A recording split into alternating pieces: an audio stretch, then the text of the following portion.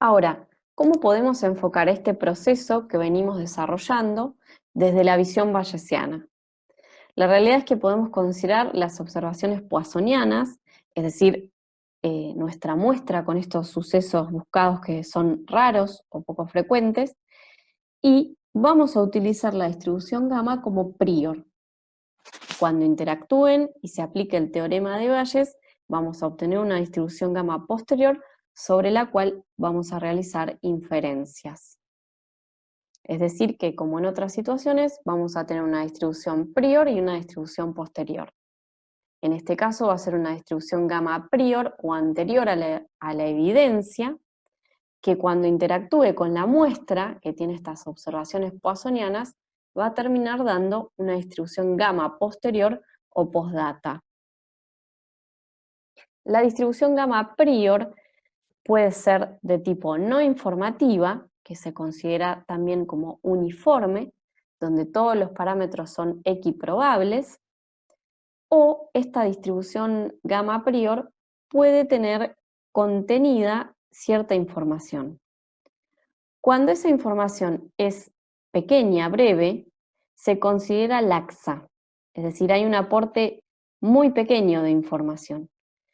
Y por otro lado tenemos un tipo de distribución prior donde se aporta una información propiamente dicha. Deja de ser laxa y, por ejemplo, puede ser el caso, como ya hemos venido trabajando, de una distribución que provenga de la distribución posterior de una muestra anterior.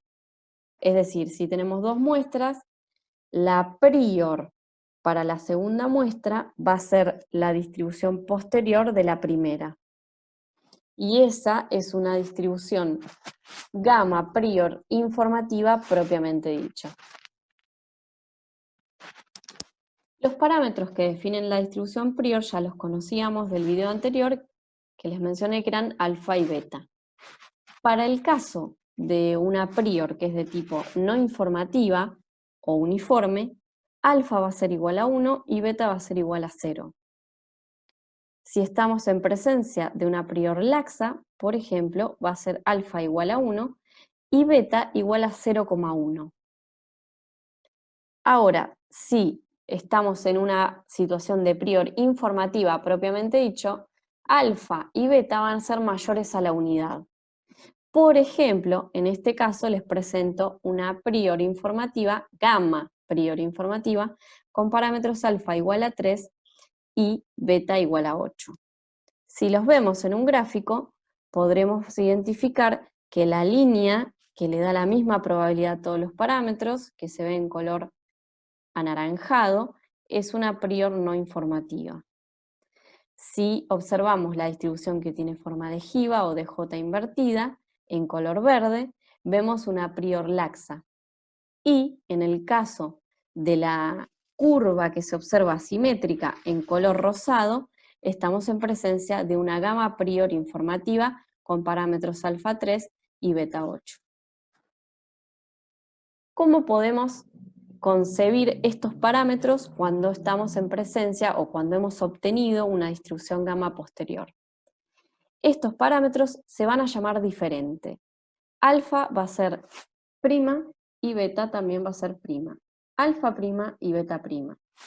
Y van a ser calculados de manera tal que se lleve a cabo una interacción de la prior con la muestra en un proceso que se conoce como actualización. Y entonces alfa prima va a ser igual a alfa prior, o sea, de la prior, más la sumatoria de los éxitos. Y beta prima va a ser igual a beta de la distribución prior más el tamaño muestreal. Una vez que hacemos estas sumatorias, vamos a obtener los parámetros de una gama posterior. Y, por ejemplo, puede visualizarse como vemos en pantalla, que tiene una forma simétrica, pero podría ser tranquilamente otra la morfología, porque como ya les dije, depende de los valores de alfa y beta prima, en este caso porque hablamos de una distribución posterior. Otra cuestión que ya había mencionado, pero vale la pena aclarar, es que los parámetros, en este caso alfa' y beta', van a poder ser interconvertibles de manera tal que obtengamos los valores de media y de varianza. Entonces, en este caso, vamos a hablar de una media, pero posterior, porque estamos en presencia de la gama posterior. La media posterior, que podemos simbolizar con la letra M', va a ser igual a alfa' dividido beta'.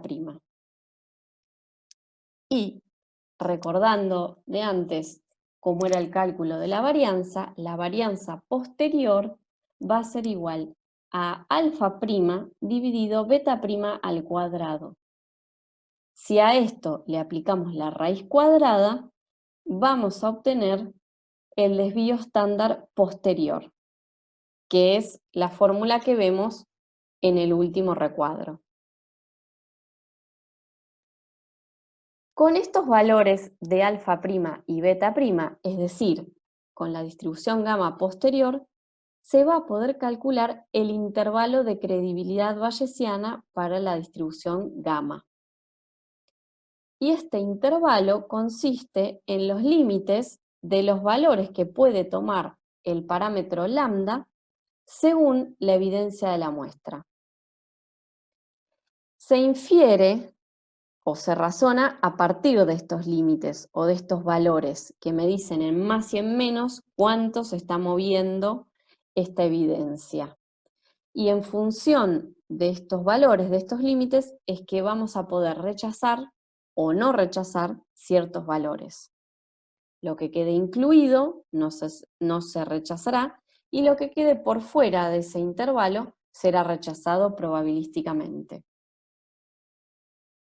Entonces, para poder calcular este intervalo de credibilidad bayesiana para esta distribución gamma posterior, tenemos que tener en cuenta cuáles van a ser estos valores de alfa' y beta', o sea, de los parámetros de la distribución, y también el nivel de significancia con el que estemos trabajando, es decir, el error alfa.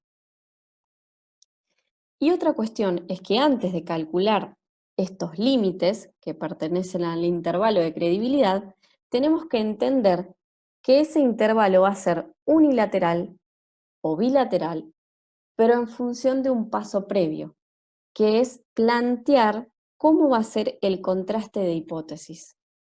Si el contraste de hipótesis va a ser uni o bilateral. Vamos a comenzar entonces con el planteo de un contraste de hipótesis unilateral. Imaginemos que se conoce un parámetro o un valor teórico que es aportado por la bibliografía al que podemos llamar lambda 0. Y deseamos contrastar si lo que ocurre en la muestra es mayor o es menor en relación a ese parámetro. Podríamos plantear un contraste unilateral menor o un contraste unilateral mayor, dependiendo de la situación particular entre la muestra y el parámetro. Es decir, en el contraste unilateral menor, la hipótesis alternativa va a decir que la media posterior de la distribución gamma es menor que el parámetro lambda 0. Y la hipótesis nula, que es sobre la que vamos a hacer todo el contraste, va a decir lo opuesto.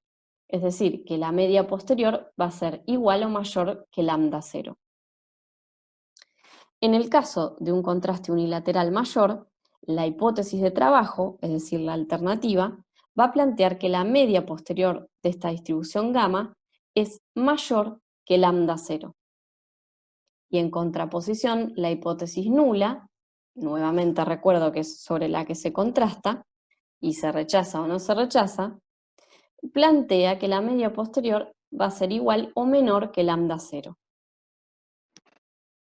Elegido el contraste, es decir, un contraste derecho o uno izquierdo, no ambos, por supuesto, finalmente lo que se pretenderá es llegar a calcular el valor P, o el p-value, que le corresponde al parámetro lambda 0, es decir, calcular la probabilidad posterior de ese parámetro. Y el razonamiento es el siguiente. Si la probabilidad posterior, o ese valor P, de lambda 0, es igual o mayor al error alfa, no vamos a rechazar la hipótesis nula. Caso contrario, si la probabilidad posterior de ese parámetro lambda 0 es menor al error alfa considerado, vamos a rechazar la hipótesis nula. Recordando que las hipótesis nulas dependerán del tipo de contraste unilateral que hayamos elegido. Entonces, en el caso de un contraste unilateral menor, si tuviésemos que rechazar la hipótesis nula, rechazaríamos la idea de que la media posterior de la distribución gamma es igual o mayor que el lambda 0. Y si el contraste de hipótesis fuese unilateral mayor y tuviésemos que rechazar esa hipótesis nula, rechazaríamos que la media posterior de la distribución gamma es igual o menor que lambda 0.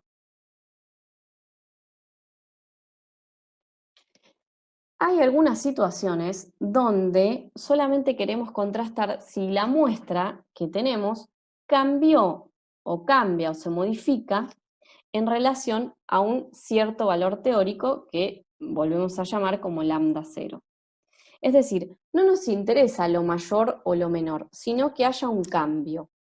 Cuando se habla de diferencias, se está en presencia de un contraste de hipótesis bilateral, a dos colas.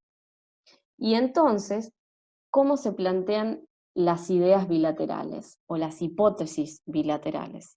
Va a haber una hipótesis nula que nos va a decir que la media posterior no difiere de lambda 0, y una hipótesis alternativa que nos va a decir que la media posterior difiere de lambda 0.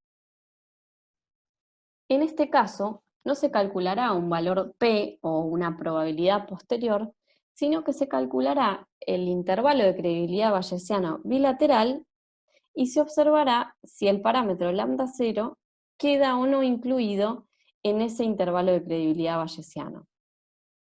Y entonces el razonamiento sería el siguiente. Si el parámetro lambda 0 se encuentra incluido en dicho intervalo, no vamos a rechazar la hipótesis nula.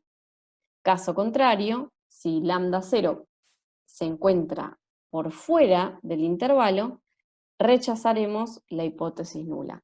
No importa si cae a la derecha o a la izquierda, sino que caiga por fuera. Cuando cae por fuera, vamos a rechazar la hipótesis nula que nos decía que la media posterior no difería de lambda 0. Planteado el tipo de contraste de hipótesis que necesitemos, vamos a calcular el intervalo de credibilidad bayesiano que corresponda. Si el contraste fue unilateral, el intervalo lo vamos a calcular también unilateralmente. Y en este caso, vamos a calcular o el límite superior o el límite inferior de la distribución, no ambos. ¿Por qué? Porque en esta situación tenemos un límite inferior que deja a su izquierda una probabilidad de 0,05 y un límite superior que deja a su derecha una probabilidad de 0,05. Entonces el intervalo de credibilidad quedaría al 90%. Vamos a considerar una sola zona de rechazo que va a ser a la izquierda o a la derecha según el contraste en particular. Ya vamos a ahondar en detalle sobre cuál es el límite que vamos a considerar en una situación o en otra. Pero para que tengan una idea clara, es que si planteamos un contraste unilateral, el intervalo lo vamos a calcular de manera unilateralmente y vamos a elegir un solo límite. Si el contraste hubiese sido bilateral, el intervalo lo vamos a calcular también bilateralmente. Y en este caso, los límites van a ser tanto inferior como superior. Ambos vamos a calcular y sobre ambos vamos a hacer inferencias. ¿Por qué? Porque el límite inferior va a dejar a la izquierda una probabilidad de 0,025 y el límite superior va a dejar a su derecha una probabilidad de 0,025 también. Consecuentemente, estamos trabajando con una zona de credibilidad del 95%. En este caso, entonces, nos interesa y debemos calcular ambos límites. Finalmente, en relación a esta explicación, quiero recomendarles el libro de Volstad, que ya lleva su tercera edición. En la tercera edición incorpora otro autor, que es muy interesante para trabajar con estas distribuciones y varias más de manera introductoria. Es un libro que trabaja sobre la perspectiva bayesiana y hace algunas comparaciones con la estadística clásica, y particularmente en el capítulo 10 trabaja con los eventos poissonianos y la distribución gamma prior y posterior. Me despido, hasta un próximo video.